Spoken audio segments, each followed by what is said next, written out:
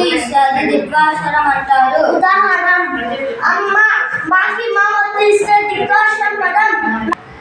నాన్న ఆ హల్లుకి అదే హల్లు ఒత్తు ఇస్తే అది ద్విత్వాక్షరం పదం. అక్క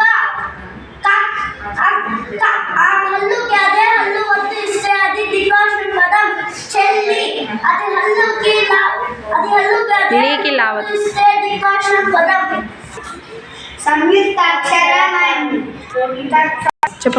సంయుక్తాక్షరం అంటే ఒక హల్లుకి వేరే ఒక హల్లు ఒత్తు వస్తే దాన్ని సంయుక్తాక్షర పదాలు అంటారు. భాష్యం: షాకి వేరొక హల్లు. భాష్యం: షాకి యావర్తిస్తే సంయుక్తాక్షర పదం.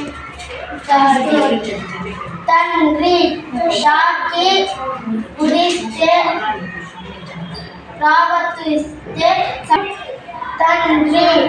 దీకి రావర్తిస్తే తండ్రి. సంయుక్తాక్షర పదం.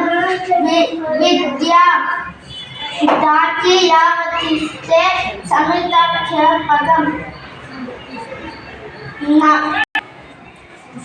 నక్షత్రం తాకి రావర్తిస్తే నక్షత్రం. ద్విత్వాక్షర పదాలు ఇవి ద్విత్వాక్షర పదాలు. అచ్చం చాకి చావత్తు ద్విత్వాక్షర పదం.